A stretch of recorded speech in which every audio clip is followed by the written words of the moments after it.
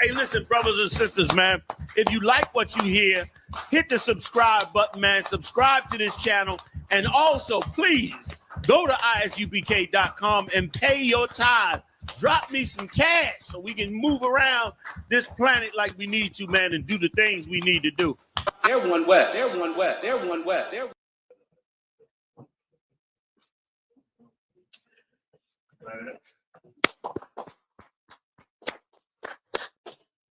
Shalom, Yahweh Bahashim, Yahweh Shah, Baraka. Thumb to all the Akim out there. Oh, the bag's still here. You want some of the food? You got your sorry, so you have your Bible?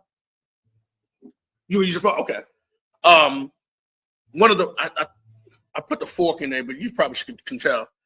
Which Yahweh Shema Alathan Bahashim Yahweh Shah, to all the Akwafian out there, and to everybody. Welcome to it's been a while, to the first of many after a long hiatus of the Hebrew classes from the School of Baltimore.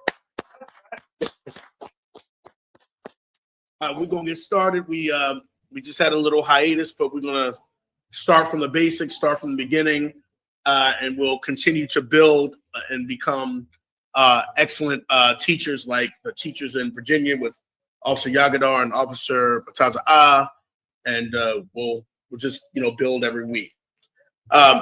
The first thing I'd like to go over today is really just asking the question, why the Hebrew language? I mean, obviously right now I'm speaking English, so why is it really important? Why has Command and General Yohana put in the curriculum per se that there should be a Hebrew class taught every Friday? And hopefully we can start expanding that to where we're speaking Hebrew on a daily basis, which we should be to a degree of what we know. But it is, it's my prayer, and I know it's, and I'm not speaking for Commander General Yohana, but I'm sure that Commander General Yohana wants us to a point where we're speaking Hebrew fluently to each other. So the question is just why the Hebrew language? Why not, another language? Why not Arabic? Why not, another language, Russian? So why is the Hebrew language so important? So today we're just going to go into some points to talk about why we should maybe start off with the Hebrew language. We're going to go through some scriptural references. We're going to go through, we're going to go through some scriptures. And we're going to talk about it.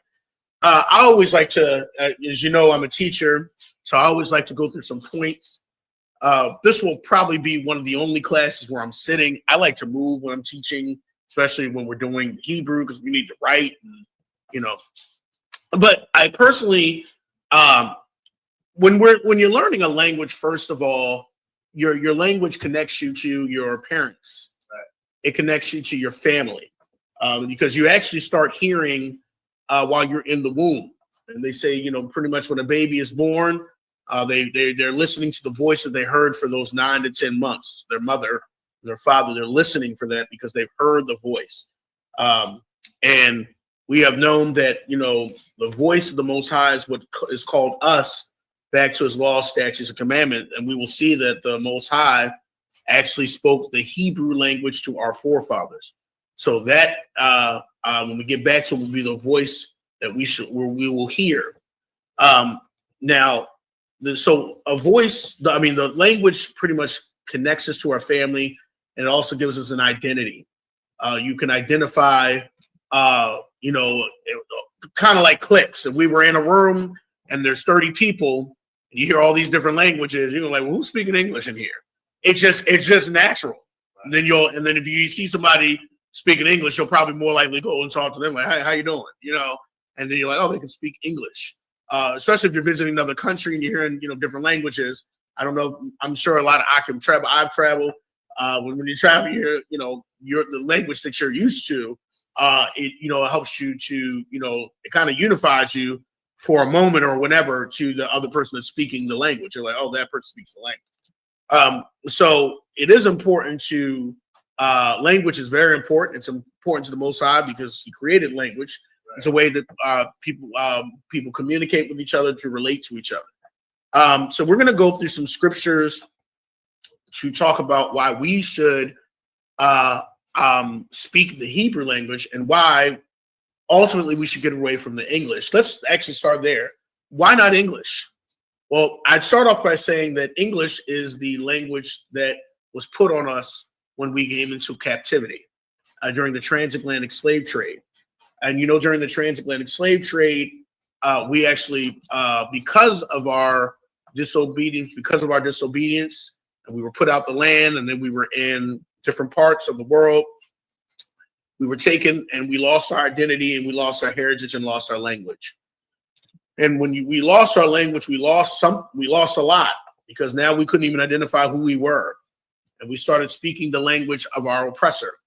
And our oppressor put English on us, put Spanish on others, because, the Spanish and Portuguese, Dutch. And so all these languages were put on us, and we were not allowed to speak our native languages or the languages of our forefathers.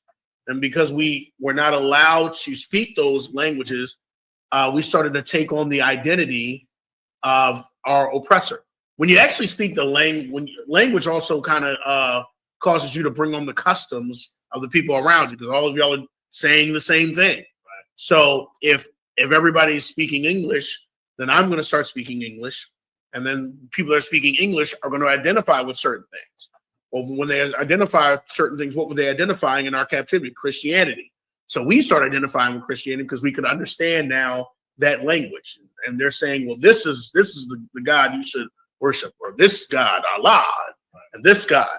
And so, now we're worshiping gods of wood and stone. What is that? Deuteronomy 28.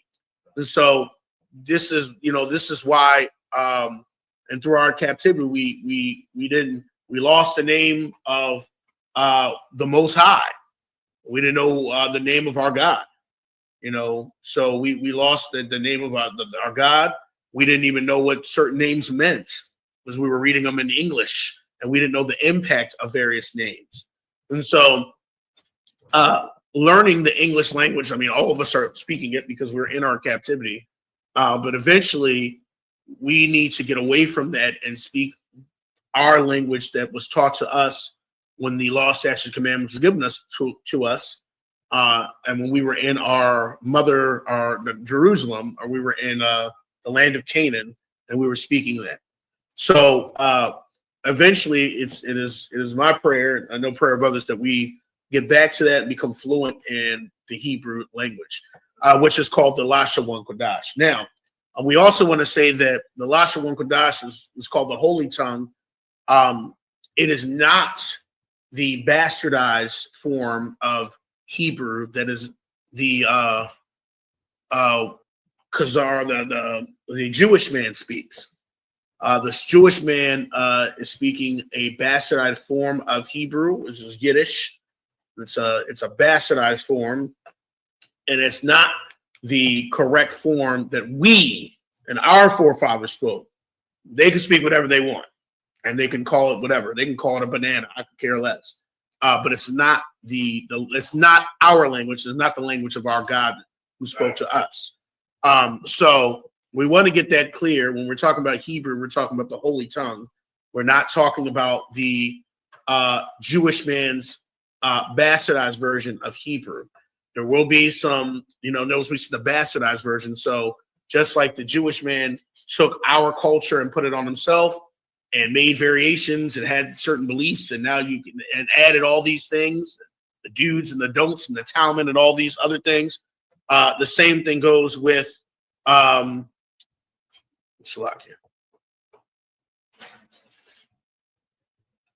same thing goes with our language. He took our language and bastardized it and made variations of it, and did and it really sounds disgusting. Okay, really. So I don't know. People like Star Trek, but it sounds like Klingon. So please do not get that confused. We want to stick to the Holy Tongue that our forefathers spoke, and we're striving towards perfection. So I wanted to say we will be perfect at it. I wanted to say, so I have some points here that I'll go over tonight, and please feel free to chime in. We have Officer Alazar here on holding Shamar. Let's give him a hand. And this brother came out at the last minute. I called him, and he just was ready to come out. So Tawada for that. And Tawada is a Hebrew word, which really comes from the word praise. We substituted and say thank you, and I'll get into that too. Why learning our Hebrew is important. Well, actually, let's talk about it real quick before I get into my points. The thing about learning something in its original language, so we read the Bible in English, but we know the Bible was written in Hebrew. Anybody that knows languages knows that when you are translating something, sometimes there's not an equivalent in the other language. So what you do is you find the best, word that fits, that you think will fit. Well, that's not always the best case because things are lost. So you got to think about that too when we're trying to, translate from English to Hebrew or Hebrew to English. Something is lost, and that's how people have taken the Bible and ripped it up into so many ways because they're going to translate it to what they think it is. The thing is that the prophets about the water to the Barakatha Yahweh Shai, that the spirit of the prophets are subject to the prophets, and so the teachers and the prophets nowadays understand what the scriptures say, even though there is a barrier when it comes to that language. But the one thing is that there is when people do translate, there is you have to sit up there and say, well, what word? Like I just said, the word Tawada, and we translate over the English is more like thank you. But that's really not what the Tawada means. Tawada comes from the word, I think it's connected to the word Yahweh, which means praise. So really, when you're saying that, you're saying praise when you're saying Tawada. So that might be something you want to put in your notes, Tawada, and we'll put it up on the board next week. But Tawada is the equivalent of us saying thank you, but we're really saying praise. So let's go into some points here. We'll go over some scriptures, and we'll just get into it. It won't be a super long class tonight. We just wanted to get it started. We got to start off small, and then we'll build. And I wanted to say Tawada to Officer Machazan, Officer Yagadar for encouraging me, and Officer Warium and others. It's been a long time coming. So let's look at point number one that we'll go over, and I'll try to go over these points slow. Salakia, which is another Hebrew word, which means forgive me. Salak means the word forgive, and Yah means me or myself. Salakia, I will be taking my glasses on and off to read. So point number one, the Hebrew language was a language that Yahweh Shai spoke to our forefathers. Okay, that's the first point we want to point out. The Hebrew language was the language that Yahweh Shai spoke to our forefathers. Now, those that have been following UPK know that Yahweh Shai is Christ, or the English would be Jesus Christ, which, like I said, does not. We'll talk about that translation. But for the common everyday man to understand, that's talking about Jesus or Jesus Christ. But once you understand and come into the knowledge of the truth, you're coming into UBK. We call him by his proper name, which is Yahweh Shai, and we'll get into what that name means. We'll get into that as we get it. But Yahweh Shai spoke to our forefathers in that language. Let's go to Acts. Let's start off with Acts 26. Let's start off with Acts 26, 12 through 14. I'll go over. I'm gonna pull it too, but Officer Alazar will be doing some reading. If you need me to read too, Officer Alazar, that's fine. If you need to take a break, I don't mind reading too. But let's go to Acts 26, and let's start off with verse 12. Now, let me give you some backstory. So Officer Alazar so this is the Apostle Paul. Most people, even if you're a Christian, a lot of people know Apostle Paul's story. He persecuted people that were following Yahweh Shai or Christ because he thought that they were, going off track from the law. And then he had a vision of Christ coming to him at midday on his road to Damascus. So we know all of that. Now, the reason why I want to point out Paul is because most historians believe that Paul grew up probably affluent. So Paul more than likely spoke more than one language. The New Testament was first of all written in Greek, but Paul, being a Roman citizen, more than likely, or at least he was more than likely exposed to languages and probably could speak at a pretty, fluent level in maybe a couple of languages. So it wouldn't have just been one language that Paul was accustomed to. So I'm going to point that out because there's an important reason behind that. But let's go and let's start in verse 12 where Paul is telling his story. Anytime, whenever you're ready, Officer Alexander. This is Acts chapter 26, verse 12. Whereupon, as I went to Damascus with authority and commission from the chief priest. Verse 13. Come. At midday, O king, I saw in the way a light from heaven, above the brightness of the sun, shining round about me, and them which journeyed with me. Okay, so he sees this great light. He's journeying with people. Obviously, it pretty much knocked him off his tracks. Like, whoa, what is this? So he's going to explain what happened. All right, anytime. Verse 14. And when we were all fallen to the earth, I heard a voice speaking unto me. Okay, so he hears a voice. Somebody speaking to him. All right.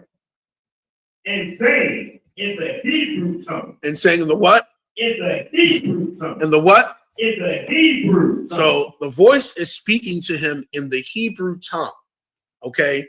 Now, this is important because if Paul knows various languages, this language is actually very important that is being spoken to Paul. And that's why he said in the Hebrew tongue.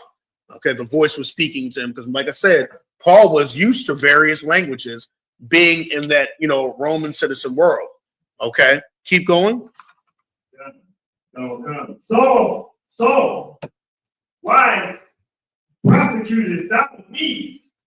It is hard for thee to kick against the pricks. Go ahead. Verse 15. And I said, who art thou, Lord? So Saul was like, well, who are you? Pretty much, because he's pretty much taken back to light. The men around him couldn't really understand what was really being said. I think at one point he said they heard something, but they couldn't really make it out. He was the only one that understood. He's saying, who are you? So the voice identifies himself. Go ahead. Verse 16. And I said, who art thou, Lord? And he said, I am Jesus, whom thou prosecutest. Okay, so Yahushua identified himself, and he would have said, I am Yahushua, whom thou persecutest. Okay, so Jesus was, it's a Greek, Greek. It comes from like Greek, Latin. It was various translations getting all the way down to Jesus, but from Greek to Latin to but he said, I am Jesus who you persecuted, and he was speaking to Paul and Saul, or Saul, some people identify, in the Hebrew tongue. Okay, so now he's speaking to Paul. So now Paul is like, okay, well, if he's speaking to me in the Hebrew tongue, this has to be a fellow Israelite talking to me. Okay, so now he and obviously because he's a fellow Israelite and because he said who he is, it's emphasizing the Hebrew because now Paul can identify with him because Paul knew his heritage, and his heritage was an Israelite, and he grew up speaking the Hebrew tongue. Okay, and he spoke to him Hebrew because if your native tongue, if somebody speaks your native language, it gets your attention right away. If you speak 5 languages, nothing is going to get your attention more than when somebody speaks your native language. You'll just be like, oh, you'll be right away because that's the language that you heard. So if you notice here, this really got Paul's attention. That's why he spoke in the Hebrew language. So it was a way to get Paul's attention because that was his native tongue, because Paul grew up speaking that, even though, like I said, he was exposed to others. Yahushua could have spoke to him in Greek. He didn't. Okay, so this really, the language, when you hear your language, the language you grew up with, it gets your attention. And now it actually brings a connection. You know, you're like, oh, you speak English? You know, even when we do black talk, we talk to other black people, that it connects us. You know, because we'll talk amongst each other. You know, and I can't remember that comedian. I think it was a comedian Noah said how black people can string out one sentence into 2 words. You know what I mean? You know, do you know what I mean? You know, it's a whole sentence when you squint, but it connects us, and that's how we relate. So Yahushua spoke to him, and there was a connection that Paul had with Yahushua, who at first that he was persecuting with. So Yahushua is speaking Hebrew. Okay, so we gotta, that's very important. And he's speaking to one of his people in Hebrew. Okay, so that's something that we, like I said, because I'm sure he's aware that Paul spoke many other languages, but it's important that we point that out. Now, if Yahushua was speaking Hebrew to Paul here, who's an Israelite, you can use some deductive reasoning, and we actually don't even have to use deductive. We're going to show a scripture where he spoke to people when he was walking the earth, his people, in the Hebrew language. And I want to use these scriptures as an example because Yahushua always pointed out that the words that he heard and spoke wasn't his own words. He always made that clear. He's like, these are the words of my Father. So he's imitating the words of his Father. So if Yahushua is speaking Hebrew to his people, and he's saying, I'm not speaking the words of my own, it's very intelligent to say that the Most High's tongue that he speaks to his people. Now, we haven't heard the Most High's voice. Yahushua, he sits to the right hand, he speaks Hebrew. I mean, because remember, Yahushua said, I don't speak my own words. But let's look at that. Let's look at John 14, 10. Let's look at that as well. We'll get a few scriptures here to just, come. John chapter 14, verse 10. Come. This is Yahushua speaking about his, the Father who is God. Go ahead. This is John chapter 14, verse 10. Believest thou not that I am in the Father, and the Father in me? Okay, I'm in the Father, and the Father in me. The words that I speak unto you, I speak not of myself. Okay, of the words I'm not speaking these words of myself. Okay, because here's the thing: a son is going to do a good son, and we know that Yahushua was a unique son. That's the begotten son. He was a special son. So a good son or a special son will do the will of his father, especially if it was a righteous father. He's going to want to imitate that. I think, if I'm not, Jeremiah Hyman, forgive me if I'm misquoting, but I think I've heard Jeremiah Hyman say that when he came to UBK, he parroted Commander General Hunt.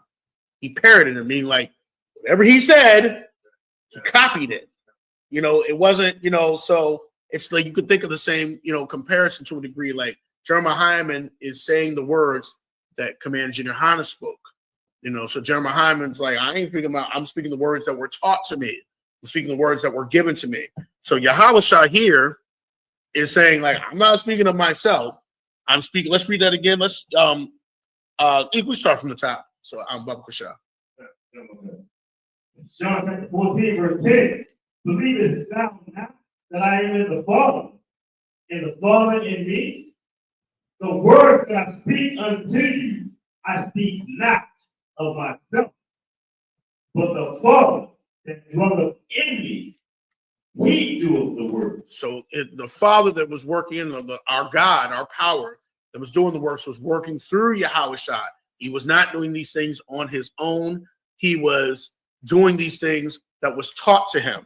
Let's look at this a little bit more. Let's go to John 5, verse 19. Let's look at some more of this. John chapter 5, verse 19. John chapter 5. And let's look at some more of what is said here. This is John chapter 5, verse 19. Then answered Yahushua and said unto them, Verily, verily, I say unto you, the Son can do nothing of himself. So he said, I am doing nothing of myself. I'm not out here trying to make a big reputation, trying to make myself the big shot, because, and that's what made Yahushua a true son of, those who are led by the Spirit, they are the sons of God, because he's led by the words, he's led by the encouragement, he's led by the strengthening of the Father.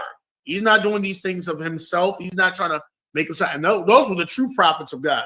The true prophets of God did nothing of themselves. They weren't out here trying to make a big shot and lock people in and say, you got to do this and that. They were doing the words of what the Most High told them to do. They weren't trying to make a big name for themselves. So Yahushua is saying the same thing. Okay, keep going. Okay. The Son can do nothing of himself, but what he sees the Father do. I like that. So what he sees his Father do. Okay, and he'll also go into, we're going to read the scripture where he says what he hears the Father do. So if the Father, what was he hearing?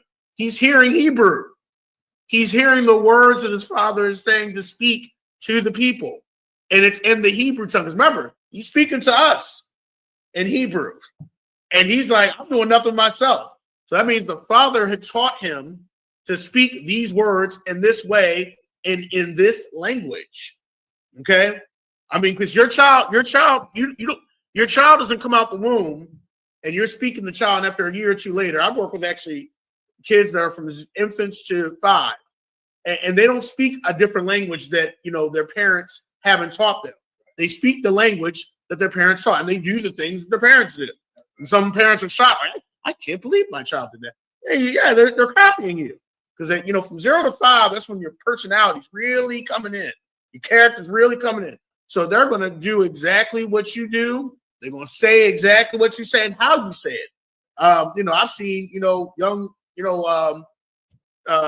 students that are like 2 years old, and they're girls, but they're around their father and grandfather all the time. So they speak with a deep voice. How you doing, Mr. Ura? They just, because they're hearing their father and grandfather speak all the time. So they're imitating that deep voice. They don't know what's going on, but it's hilarious when you see a 2-year-old trying to speak like her father.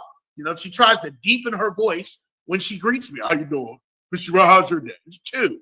But she's deep because she hears a deep voice all day.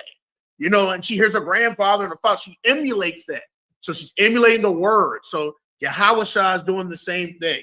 I think we have a little bit more. But what things soever he doeth, these also doeth the Son.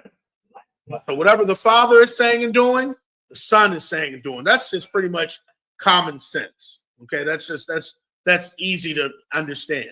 Okay, let's look at a few more. I mean, there's a lot here, but let's look at a few more. Let's go to John 8, verse 28. Let's just look at a few more. I just want to get the point across. Yeah. This is John chapter 8, verse 28. Then said Yahushua unto them, when ye have lifted up the Son of Man, then shall ye know that I am he, and that I do nothing of myself. So when he's doing nothing, that means he's not even speaking nothing of himself. Nothing I only have to do with actions. I do nothing of myself. Go ahead. But as my Father has taught me, I speak these things. I speak what my Father has taught me. I speak the language. I speak the words. I do the actions. All what my Father has taught me, I speak. Okay, that's pretty simple. So, the case in point, the Hebrew language is what Yahushua spoke.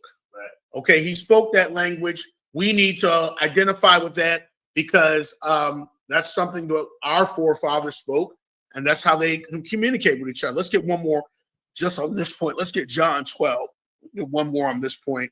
We might go back and visit a couple more, but let's just get one. Let's go John 12, verse 49 through 50. This is John chapter 49. John verse 12, verse 49. Lie. For I have not spoken of myself. I'm not speaking anything of myself. Okay, remember, think of your children. They're copying you. Go ahead.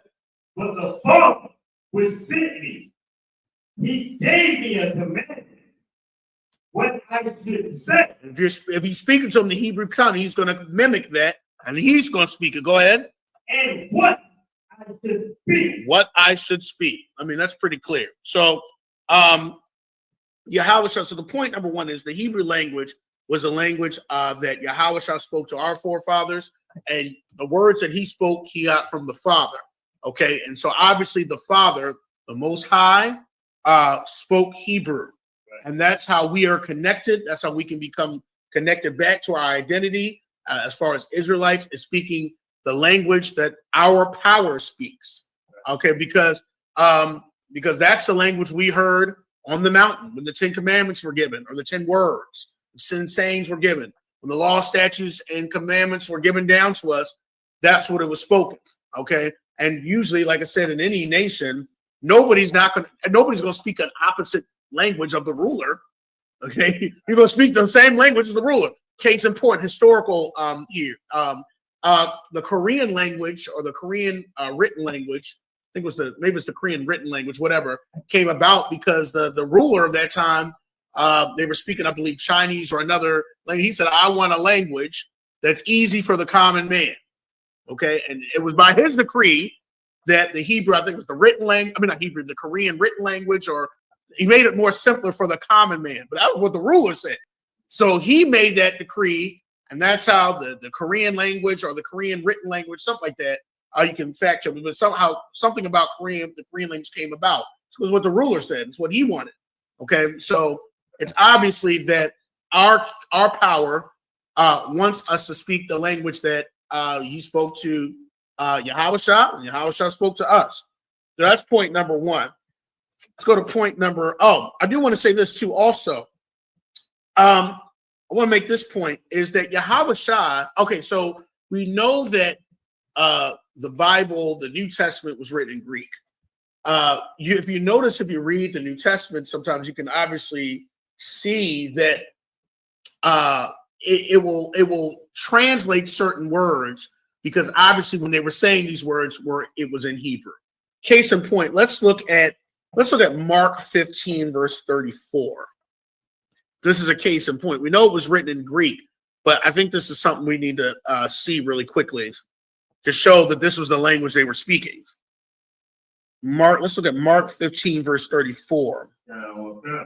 This is Mark chapter 15 verse 34. Oh, let me give you some backs of slack here, Officer Hauser. So we know this is Yahushua. He's about to he's been put on the cross. He's about to die here, and we're going to see what he says. Now, this is important. Go ahead. And at the ninth hour, Yahushua cried with a loud voice, saying, Eli, Eli, lama sabachthani. Okay. He's saying that. Okay. Now look what it says after that. Which is being interpreted, my God, why hast thou forsaken me? So that shows that, when it was written in Greek, it was saying the words in Hebrew that Yahushua was saying, and then it said which can be interpreted as. Okay. So that's important, because it's showing once again that he was speaking in the Hebrew language as they're writing it in Greek. It's just like if I was writing something in English and then I said, he says this in Spanish, and then I said, which can be interpreted as. So the people that were reading were like, oh, well, the person then at that time must have been speaking in Spanish. Okay. So that's the author here is pointing that out, what he actually really said. And then it's like, well, which can be interpreted as. It goes back to the Greek, which can be interpreted as. So, that I want you to see that there, that it's another proof that Yahushua was speaking Hebrew. Okay. So that's just another proof. All right. Let's go to point number two. Point number two. Oh, and Yahushua was speaking the Hebrew language. He was actually quoting a psalm, Psalm 22. When he says, my God, why have thou forsaken me? He's quoting Psalm 22, which was written in Hebrew. Okay, so that's just another point you want to think about. He's quoting that, because when they would always, quote scripture, they're quoting in the Hebrew language. They have to, saying, okay, so even though there was a Septuagint, the Greek form, and that's when we went into the Hellenistic era with what's that guy's name? The white the Greek guy was Alexander the Greek, right? But this shows that he obviously was speaking Hebrew. All right, let's go to point number 2. Point number 2. The Hebrew language identifies our heritage. Okay, and we're going to go, and I'm going to extend this point. So the Hebrew language identifies our heritage. The language can divide people. Language can divide people, or it can unite people. We've already kind of went over that, but let's look at some examples. Okay, so the Hebrew language identifies our heritage. I went over with specific examples that when you hear the language you speak, you kind of, it can maybe silence you, or maybe go over to somebody like, oh, you speak that language. Let's look at an example in scripture. Let's look at Acts 21, verse 40. Acts 21, verse 40. We'll get an example here. This is again Paul. He's in one of those. Paul was always being persecuted, and Paul always had to plead his case, especially to the different Israelite groups of his time. He was always trying to plead his case because they were always persecuting him. But let's look at Acts chapter 21, verse 40. We're going to actually read it all the way through verse 22. I'll stop here. Chapter 22, 1 through 2. Let's start at verse 40. Acts chapter 21, verse 40. And when he had given him license, Paul stood on the stairs and beckoned with the hand unto the people. And when there was made a great silence, he spake unto them in the Hebrew tongue. So he, like I said, and it's interesting the author saying the Hebrew tongue because it's obvious that Paul spoke more than one language. Because if it was just one language, he wouldn't have to emphasize that. If they're writing about Yerah or Alazar, they're not going to emphasize and Yerah spoke in the English language. That would be a given. So it's obvious they would only say that if I can speak more than one language. If Alazar speaks 3 languages, then I would say, and Alazar spoke to the crowd in Italian, because that's going to let people know, like, oh, Alazar must speak more than one language. So it's obvious here that Paul can speak more than one language because the author's emphasizing that he spoke to the people in the Hebrew tongue. Now, he's doing this because he's trying to identify with his Israelite brother. Let's keep going. Second, verse 22, chapter 22, verse 1. Men, brethren, and fathers, hear ye my defense, which I make now unto you. Verse 2. And when they heard that he spake unto them in the Hebrew tongue to them, they kept the more silent. And he said, this built a connection, like I said, because they're like, okay, let's hear what this man has to say of our heritage, our nation, because he's speaking to us in our tongue. He got their attention. Okay, now their sounds. Usually Paul was always getting persecuted, but they were going to give it a time to like, well, let's hear him out. He's speaking to us in our language. Okay, so that's to say, so that identifies language, heritage. So they knew, it's like, okay, he is one of us. Let's hear him out. Okay, he sounds like he's speaking nonsense, but let's at least hear him out. He's speaking to us in Hebrew. Okay, so that's another thing. Let's look at another example of how language can unite people. Let me give the backstory. Remember in Acts when now the Christian church, it wasn't, the Christian church has a different thought on this, and this is what makes it look crazy. But remember in Acts when they were all speaking in tongues, and tongues means just languages. It's not, Scooby Gooby Booby Scooby Snacks. That's the Christian church's take. It's not that. Okay, they were all speaking languages. But we want to, because the speaking in tongues thing, if you haven't grown up in a Christian church, the tongues thing is the craziest thing. It's really crazy. You'll hear anything in there. So, but let's go to Acts 2. And let's look at verse 6, and we're going to read verses 6 through 8. When this talks about language. Go ahead, anytime, officer. Chapter 2, verse 6. Now, when this was noise abroad, the multitude came together and were confounded, because that every man heard them speak in his own language. They were confounded. They were like, wait a minute, why am I hearing my own language? And this is the native language. Like, why am I hearing this? You know, and this gets their attention. They're marveling at this, okay? So they're like, why am I hearing my own language? Why am I hearing the language of where I grew up with? Okay, because language unites us, okay? It unites people together. And what is it, Zephaniah 2:1? If we're to gather together, we need to have a common language, because Israel is scattered, and because we're scattered all over the place, all of us have picked up the languages of our oppressors. Got some that are speaking Spanish, some that are speaking Portuguese, some that are speaking English, and some that are, you know, and so on and so forth.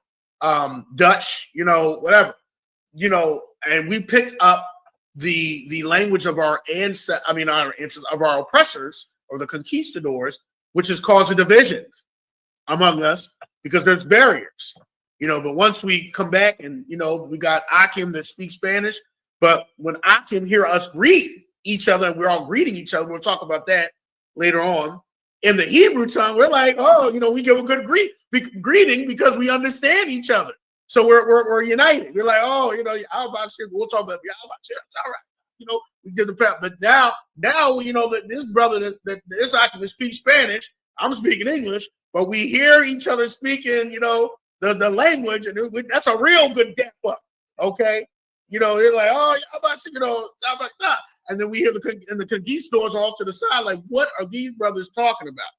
And that builds the division. And that causes us to gather together. Okay. So if you could continue verse 7. Verse 7. And they were all amazed and marveled, saying one to another, behold, are not all these which speak Galatians? Verse 8. And how hear we every man in our own tongue, wherein we were born? That's how they marvel. Like, how do we hear it in our own our native tongue? So they're perplexed. They're more curious. So then when Peter started to speak, what happened? They listened. You know what I'm saying? It's the same thing. And I as a person in the UPK, I've listened. It's always been my personal dream to want to be fluent in Spanish. I love Spanish. And so I always try to pick it up, you know, I always try to have conversations. So I've listened to some of our Akim in the UPK teach Hebrew class in Spanish, and sometimes they're speaking, you know, 30 miles per hour. And I'm like, oh, I'll never learn that language. But what I like is when they're teaching it in Spanish, I'm like, oh, I'm trying to figure out. Then when you hear the Hebrew, I understand them. And it's like, oh man, I know what he's talking about here. He's talking about a word I know. So it's good because it makes me listen even more. Because now, even though I don't understand all the Spanish that Akim is speaking, or the Akim speaking, I understand the Hebrew he's speaking, which builds a connection. Okay, so that's the point here. And like I said, language builds a barrier from other nations. You know, when you go into the nail, our sisters go into the nail shops, and the Koreans are speaking. Is it the Koreans? Or usually it's one of the Asian groups. Okay, I mean, you know when they go in there. And they'll talk to our sisters in English, and then go and speak to each other in their language. Well, they're doing that on purpose because they're trying to exclude you.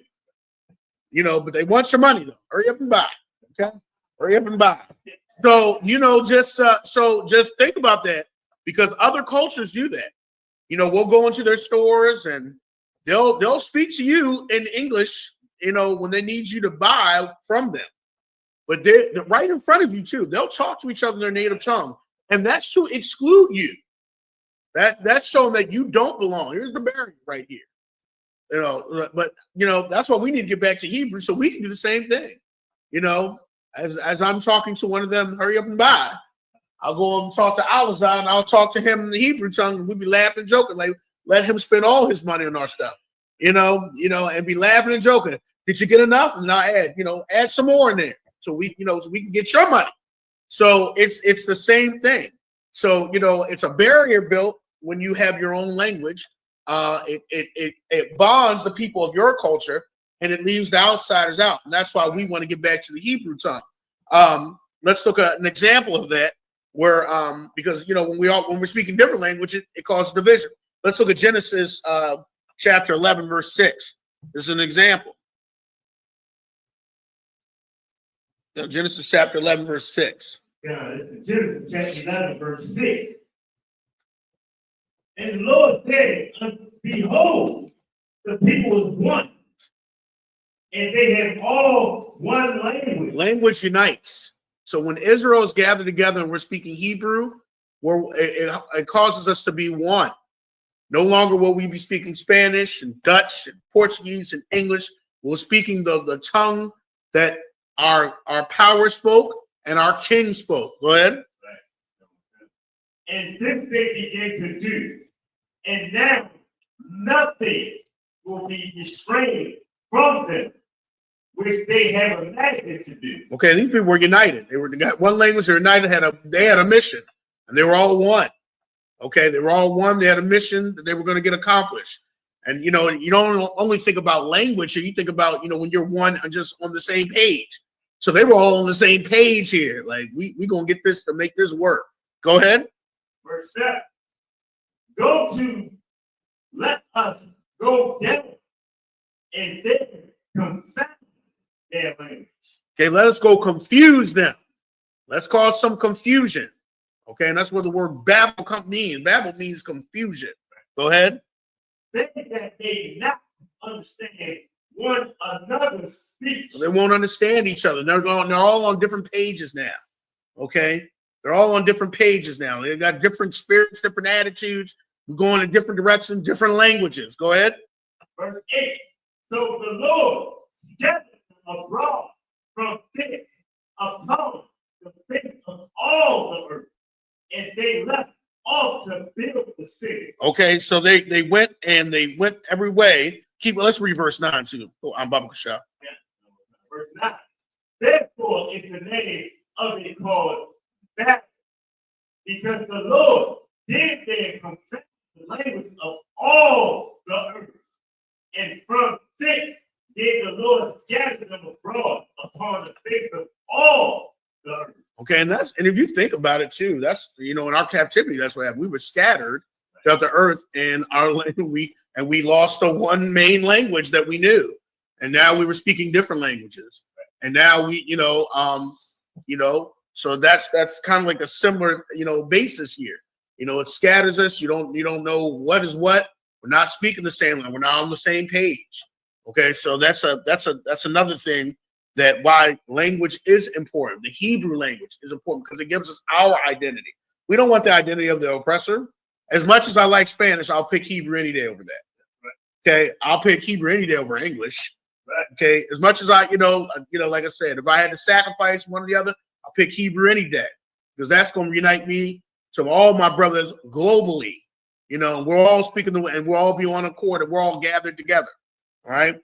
So that was point number 2. Point number 2, again, the Hebrew language identifies our heritage. It can unite people and it can cause a division, cause a barrier.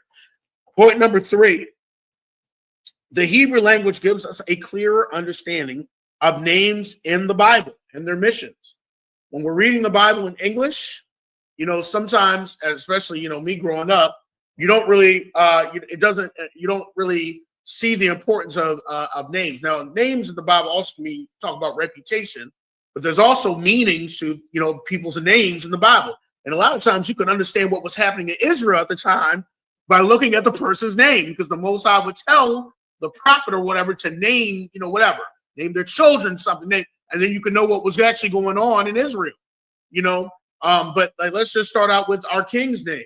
In English, it's Jesus. Jesus means absolutely nothing. The word in English itself, okay? But when you understand Hebrew, Yahweh means Savior. So you understand what Yahweh's mission was. You know what I'm saying? When you saying Yahweh, you're saying Savior. That puts meaning to that word, and now you understand Yahweh's mission. You understand his mission, okay? But in English, you just you don't understand the meaning or the mission. It's the same thing with the word. Like let's look at the word Samuel in the Bible. Samuel in Hebrew is, let me not misquote, it's like Shamwa Allah, might be misquoting a little bit, but what does that mean? It means the power has heard. Well, why is that important? Because the Most High heard Hannah's prayer. You know, that's what his name means. You know, the Most High has heard, or the power has heard. You know, because remember, if you look at Samuel's story, Hannah couldn't have a child. And what did she say? She said, if I have a child, then I will give him back to you. She said she would give Samuel back. That's why Samuel, at a young age, was put with the chief priest Eli, because, you know, Hannah made that promise. Okay, so and Samuel was young. He was young ministering, and she was the Most High, but the Most High heard Hannah's prayer. You know, we got a young man here in UPK. I'm gonna put him out there, young Darash. You know, how was our son? Let's get it. If you haven't met him or seen him, you'll be amazed. He's only 7, but you'll be like, whoa. Okay, that's a young man right there, and he's like, man, he's been here before. But when I see the young man Darash, I think of Samuel. I think of that. I'm like, I remember one time even Jeremiah Hine was him. Man, Jeremiah Hine was like, man, the Spirit of the Lord is upon him. Yeah, you just hear him speak, you're like, whoa, he's 7? Yeah, you got to, if you haven't heard him, he needs it, because you're like, whoa, but you got to think of how Samuel was. So it's amazing. All right. So the point is, the Hebrew language was given, it gives us a clear understanding. I think like Moses means to, like, to draw out or to acquire. You think of how he drew out Israel, you know, and took them into the wilderness. You know, so you got to think of the names in the Bible. They have meanings in Hebrew. In English, you're just saying that you don't know the meanings or the missions of those individuals. So that's point number 3. Point number 3, once again, the Hebrew language gives us a clear understanding of names in the Bible and their missions. We only got a couple more points. So point number 4, the Hebrew language sets us apart and helps us to gather together. And the scripture I have there is Zephaniah 2:1. Well, we don't have to go there because most of the time we quote that a lot, but it talks about gather yourselves together, O nation undesired. So, you know, if we're part of gathering together, is, you know, like, you know, in order for a group to work, they have to be on the same page. They got to be speaking the same language. Okay. And so, you know, that's part of something. What is it? What's the scripture? Can 2 or 3 walk together unless they agree? I'm paraphrasing, but you know what I mean. You know, you can't have a nation and everybody going in different directions. Well, one of the ways that we can gather or unite is one language, because, like I said, that gives us the connection of our heritage and who we are, and going back to what we were supposed to do as a nation. All right, so that's point number 4, is the Hebrew language sets us apart and helps us to gather together. All right, so for tonight, we're just going to make this very easy. You know, as a teacher, I like to start off very simple. You got to start simple, and then you can expand out. So what words in Hebrew can we learn to start? So one of the things that we in Baltimore would like to approach is, before you really learn, well, when you're learning a language, and I take this from all of us growing up, we learned by hearing. That was the first way we learned English. We hear it, our mother, 9, 10 months, would come out. You know, first 3, I said first, you know, depending on the child, but we'll say, let's just be safe, first 2 to 3 years, you're not really writing much. You're just listening all the time. That's how, you know, you'll learn. I've seen 1-year-olds, you know, talk, and I'm like, I believe you're 1, you know, but I'm just talking about converse. Like, I'm like, wait a minute, you're 1. And it's just amazing, like, what a child can pick up in a year or so, and they're literally having a conversation. So one of the things that I want us in Baltimore, and of course other things that I'm going to get a lot of advice from my brothers in Virginia, because I'm really close with them, is that we want to do a lot of words. We want to do a lot of repetitive words hearing. Okay, because have you noticed something? If you've been in the UPK for a while, and some people cheat at this, I got checked for this one time. You know, you've heard the greeting so much, it's nothing to you. You know, after a while, when you're practicing a language and you're speaking, even before you're writing, it's nothing to speak. So when we say the greetings, we're like, you know, it's not, we don't even have to think about it, because it's something we've heard so much, and we say it so much, and we've heard the why. and Salakia. We've heard it so much, it's like second nature. I'll be just anywhere. You be on the, you be on the business with, with white people, with white people, like, oh, Salakia. No, like, how are you talking about? But it's so normal to you.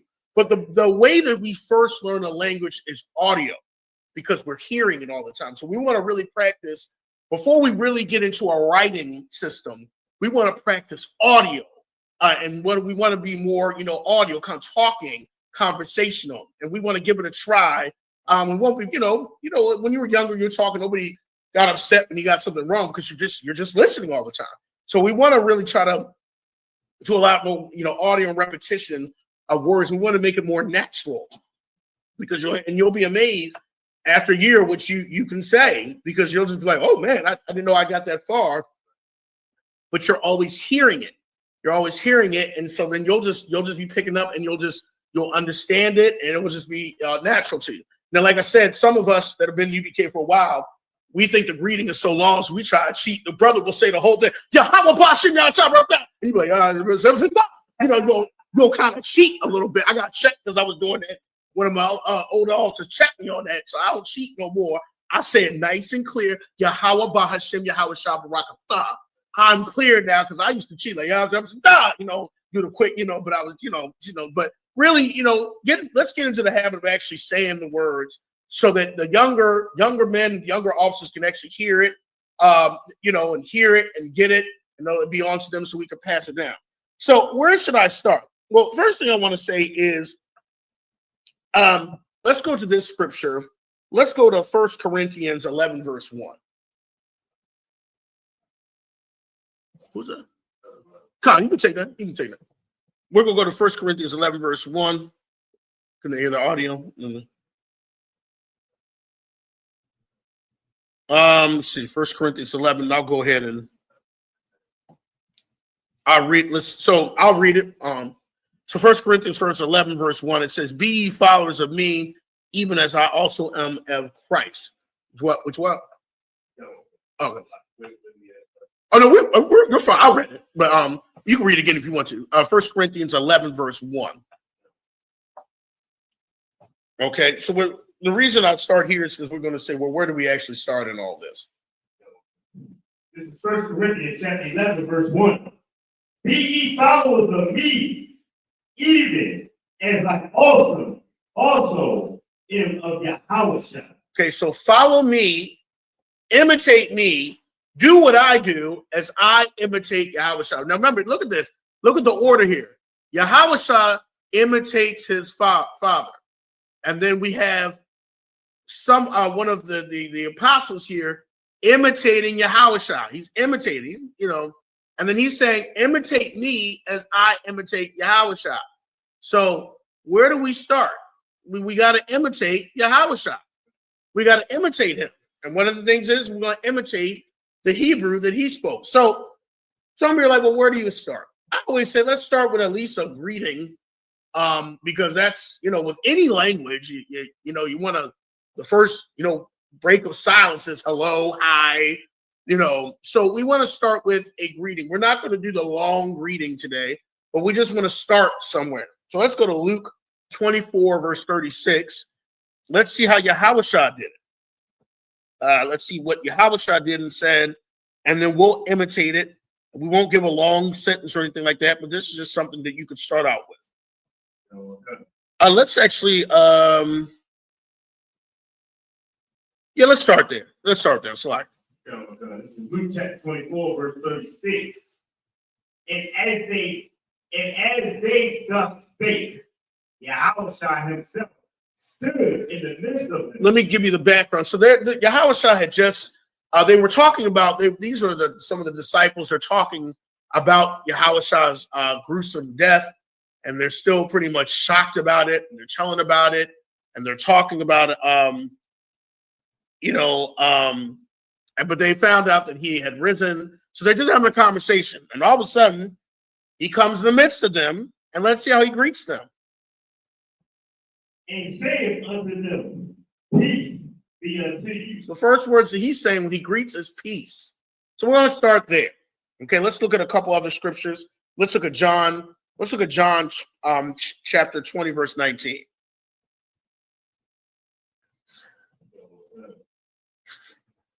This is John chapter 20, verse 19.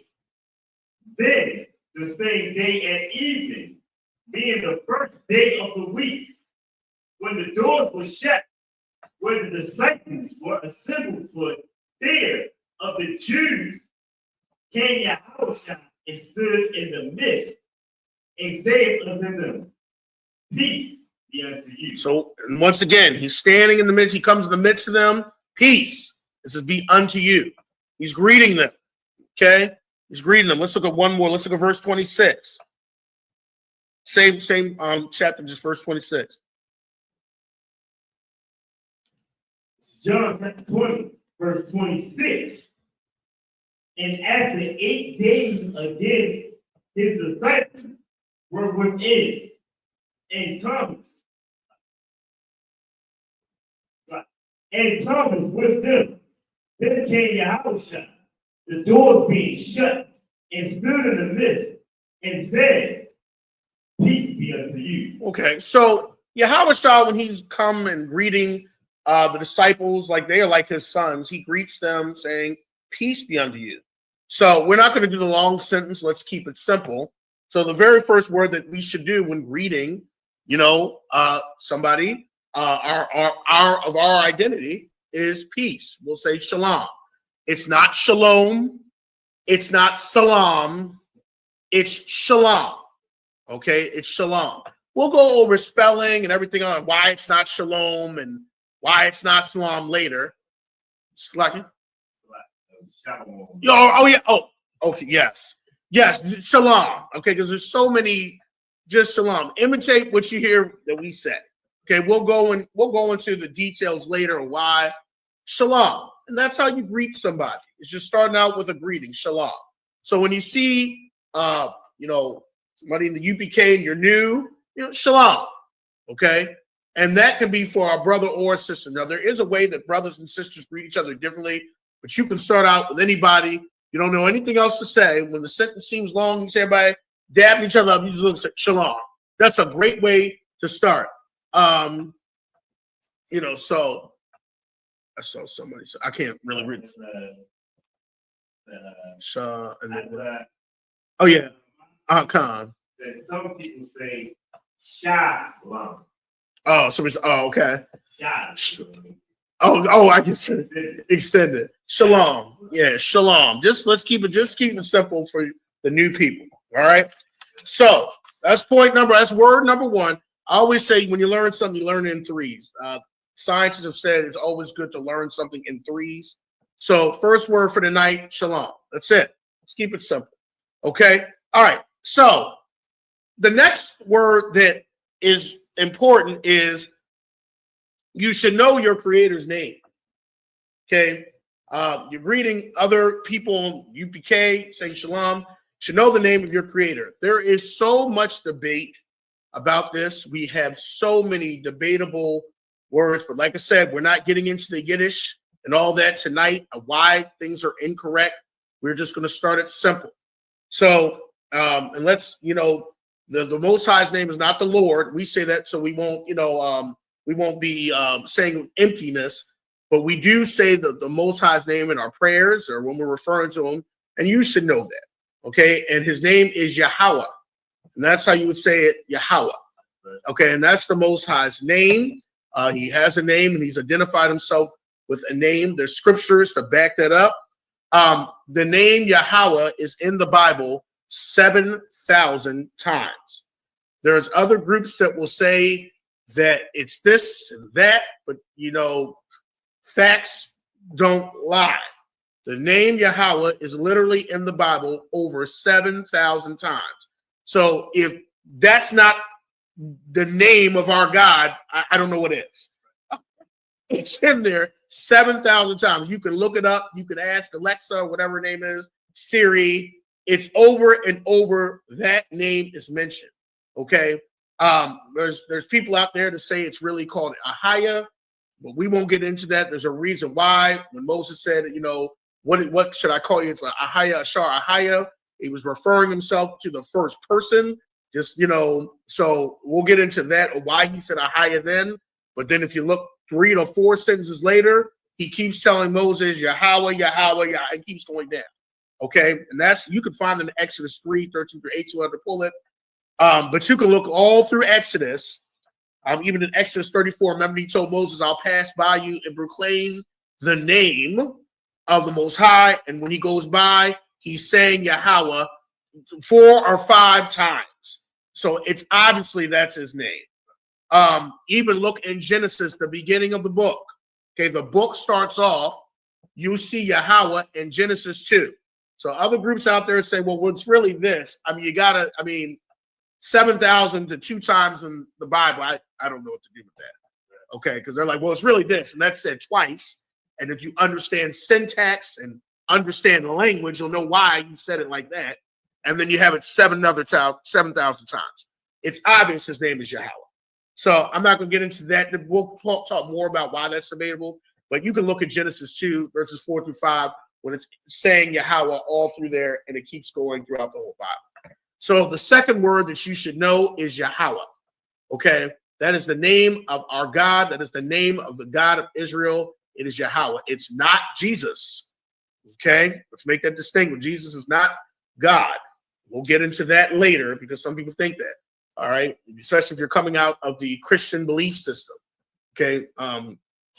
Remember, Yahweh Shai, which we'll talk about, he was praying to the Most High Yahweh, and he said, I heard everything from my Father. That's who the Father is. That is who we serve. That is our God. That is our power is Yahweh. So word number 1, Shalom. Word number 2, Yahweh, and that is the name of our God. Last word to know is, of course, you should know the king you serve. Okay, and we said it all day. It is Yahweh Shai. Okay, think of the word Yahweh and put a Shai at the end of it. Yahweh Shai. It's not Jesus. It's not Yahushua. It's not Yahashua. It's not Joshua. It's not it's so many crazy. Listen, it gets really ridiculous. Okay, in English, it would be translated Joshua. Okay, that's the English variation, Joshua. It's definitely not Jesus. We just say that so the common man can understand, so people everyday man. But the name of the King of Israel that came from the seed of David is Yahushai, which means Savior. That's what his name means. Okay, so when you start practicing that, you'll understand, and then you won't say, all the other variants or the incorrect names. You'll be saying Yahushai. When you come to class, you will hear Yahushai, because when we say our prayers, we say the Father's name, and then we say, in the name of Yahushai, or the reputation. Really, when we're saying the name of Yahushai, we're really saying in the reputation of him, because really the name is talking about your reputation, how he would have done it. And he would do it just like his father would do it. All right. So with that being said, let's just review. I always have to do a pop quiz at the end. And since Officer Alizah is here, we will ask Officer Alizah the names the words we went over. Okay, word number 1, Alizah, was what? Shalom, and that is our greeting. That means peace. Okay, that means peace. So, when you greet people, just say shalom. Don't worry about the long words and, man, I don't know that sentence. Could start with shalom. Word number 2? Yahweh. Okay, Yahweh is the name of our God that Israel serves. Okay, whose law, statutes, commandments we follow. It's not it's not Yahweh. It's not Yahuwah. It's not all these other names that you hear. It's so many names that you'll hear. It's Yahweh. All right. And the third name and the third word we learned today? It's Yahweh Shai. It's not Yehoshua. It's not Yahushua. It's not, you'll start getting confused after a while. So that's why. And you know what? Let me sidestep too. The why you should stick to the names we said, because you'll start, you're saying all these weird names. You'll start following after strange gods. Believe me. Remember, there's a scripture in Exodus 23, or is it Exodus 23? It's like, don't even let the names of those gods be on your lips. Okay, don't let them be on your lips. Don't even speak them. So speak the correct names. Okay, so we have the 3. We'll end it off here. And like I said, we're going very slow, and then we're going to build.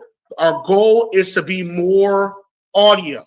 We will get into the writing because I know some people are just, you got writers in here. You got, writers here like Officer Alizad who wants to write a paragraph in Hebrew. I know he does, but for the time's sake, so we can take it slow. Our first few, we're saying we're going to say a few months now. We're going to try to give you more audio. We'll start off with words, then we'll get into sentences, but we want you to really hear it so that you get it. And then you'll just be saying it before you write anything. So our first goal is just to hear it all the time. What we'll also start doing is probably those that are really into it, we'll probably get pop quizzes. We'll probably do some stuff so that people can just hear the words a lot. Okay. And we might just do like short clips, just hearing, so you can just be accustomed to it. Because like I said, my students that I have 0 to 1 to 2, especially the 1 year, they're not writing anything. They're scribble scrap. But they can have a conversation with you full-fledged. And you'll be amazed. I mean, y'all have children, y'all know. And it's like, whoa, how you talking to me? You're 1 or 2. So that's what we want to get. We want to learn the language in a more natural way of just audio and being immersed in it and hearing it a number of times. That I'm going to pass it off class over to Officer and Priest of 500, Officer Alizad. Yeah, I think I go off this way. Yeah, I think about this.